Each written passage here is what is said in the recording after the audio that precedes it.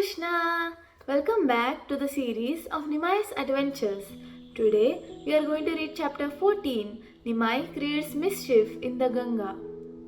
As Mali wandered along the dusty sanded paths, he soon arrived at the familiar banks of the river Ganga. The sun was starting to set, and Mali knew that his day's travels were unfortunately coming to an end. After his long walk from the forest, the little mouse decided to cool down, so he took off his backpack and gracefully jumped into the water with a small splash. As he turned around to float in the refreshing water, he suddenly felt something bump into him.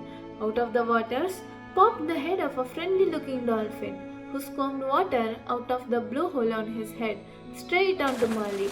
"I got you!" the dolphin exclaimed, before diving back into the water. Although Mali was caught off guard by the sudden and brief exchange with the dolphin, he didn't pay too much attention to it and carried on with his evening swim. As he flipped onto his back once again to do a relaxed backstroke, he popped the dolphin again. "I'm Dowji the dolphin," he chirped happily. "How do you do? I haven't seen you around before. What brings you to Navadipa?" Mali smiled back at the dolphin, happy to have some company.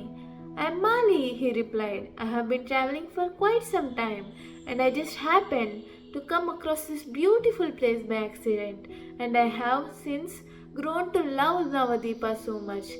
I especially love hearing about little Nimai and his magical adventures." "Oh, little Nimai!" Dauji exclaimed. "Nimai used to come here for a bath in this very spot in the Ganga. As for your travels bringing you here, that is no accident. The mercy of Nimai has drawn you here through the heart." Dauji spun circles in the water as he excitedly talked, unable to stay in one place. "Would you like to hear about all the chaos little Nimai would cause?" he asked Mali, who excitedly nodded his head.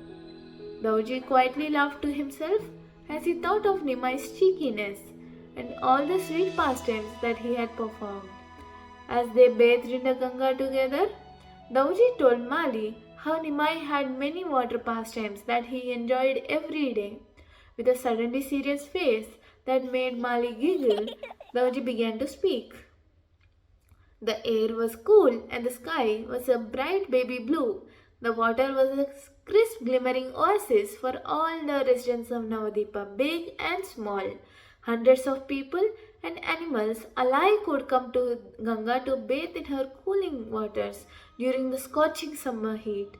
Along the banks were Brahmanas worshipping Ganga Devi with many offerings. The other men and their Brahman and their brothers and sons playfully wrestled with each other in the water. Groups of women were chit-chatting while collecting water and washing clothes, and children laughing and splashing while playing in the waters. After finishing their studies at school, Nimai and his friends would also go to the river to bathe. They would run in excitement down the road towards Ganga, their bodies covered with splotches of ink from their pens and dust from the path.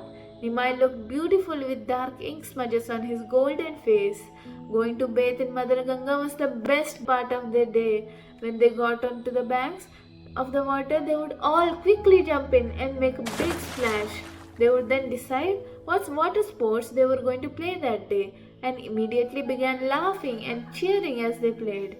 "You can't catch me," one boy would shout as he quickly swam away from the other. "I'm over here," the other would reply excitedly as he would quickly dive under the water. Nimai would kick his little lotus feet in the water, splashing everyone around him. When someone would tell him off, he would say, "I'm sorry, but I have to splash you if I want to win my game." He would then laugh and swim away. Naughty Nimai would disturb the Brahmanas who were busy worshipping Mother Ganga and splash water on them while they prayed. He would sit on the seat they had prepared for Lord Vishnu and say loudly, "Who are you worshipping? I'm Lord Vishnu." After saying this, he would cheekily eat all the sweets they had made for the offerings. Nimai was the fastest swimmer, so no one could catch him when he was up to mischief. After troubling the Brahmanas, Nimai would find the men and would jump off their shoulders into the water with a big splash. Before the men had time to catch him, he would have already swum away. When someone would come out of the Ganga, all clean from bathing, he would splash mud on them. In this way, he made everyone bathe many times in the river Ganga and purify themselves. Externally, the residents of Navadipa showed anger and frustration with Nimai's mischief, but internally, their hearts were happy and fulfilled to see Nimai play. Everyone in Navadipa loved him very much. One day, however, Nimai's antics had gone too far, and some of the residents of Navadipa needed to let Jagannath Mishra and Sachi Mata know that their darling son was, in fact, a big troublemaker. They walked to Jagannath Mishra's house together, thinking how they could speak to Nimai's parents. When they arrived, Jagannath Mishra and Sachi Mata warmly greeted and welcomed everyone inside and offered refreshments. Jagannath Mishra asked his guests the reason for their sudden visit. At first, everyone was quiet and hesitant to speak until one Brahmana began to speak softly. Your little Nimai is causing a lot of trouble in the Ganga. He disturbs all of our daily worship when he comes to play with his friends. He ruins our offerings and contaminates us as soon as we finish bathing, another Brahmana added. The other Brahmanas nodded their heads in confirmation. Another Brahmana said, Nimai puts water in my baby's ear and makes him cry insolably. Jagannath Mishra and Sachi Mata were shocked. This was the first they were hearing of something like this. Dauji continued.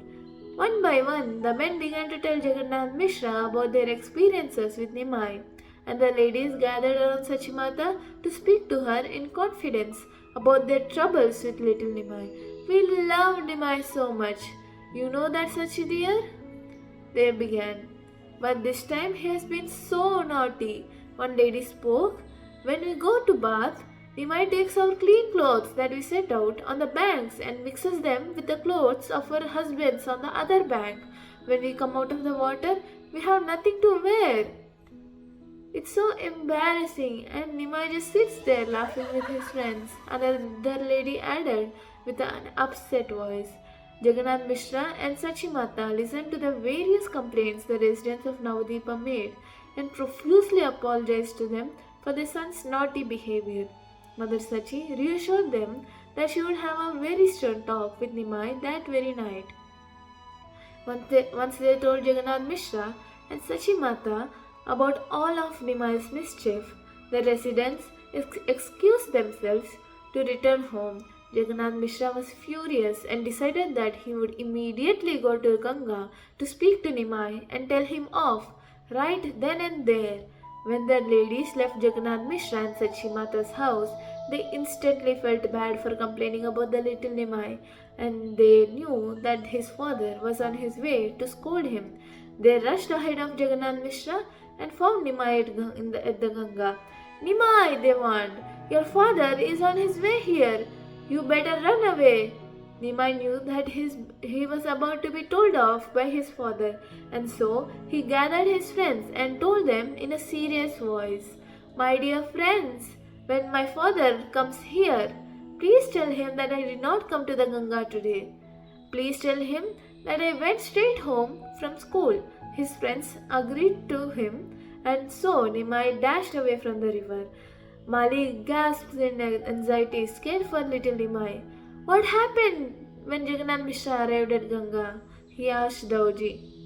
Jagannath Mishra arrived shortly after Nimai left, and when he asked about the whereabouts of his son, Nimai's friends told him exactly what Nimai had asked them to say.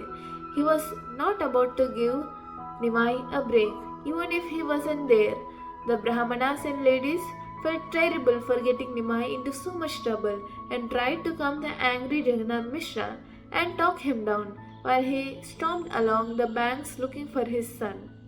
In the meantime, Nimai took another road and reached his house. On the way, he dried his hair and clothes, covered his body with ink stains to look as if he had just returned from his lessons.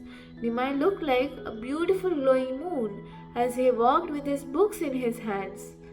When he reached his house, Discreetly checking if anyone was home, Nimai put his book down and sat down with a huff as if he was finally back home after a long day at school.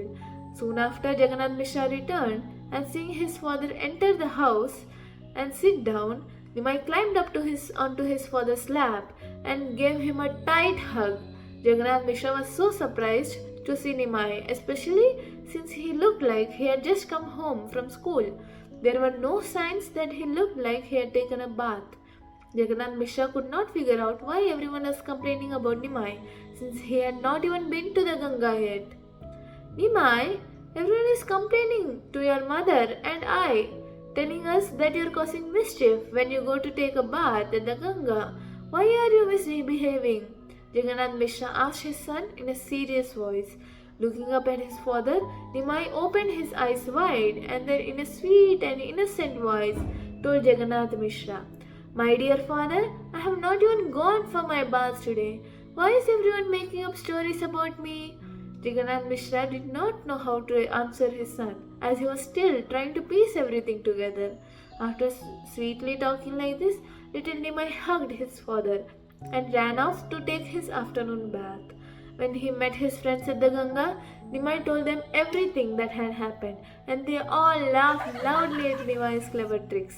Mali, clutching his stomach in laughter as the story ended, Nimai was so clever and so naughty at the same time. Thank you, Dauji, for telling me about this wonderful pastime. Now I'll have sweet dreams thinking of all the fun and games the boys used to get up to. Mali wished Dauji a good night and got out of the waters.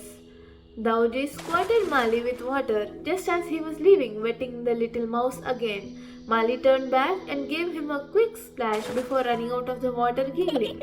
After their playful exchange, Mali went to find a comfortable sleeping place for the night. Ganganath ki Jai.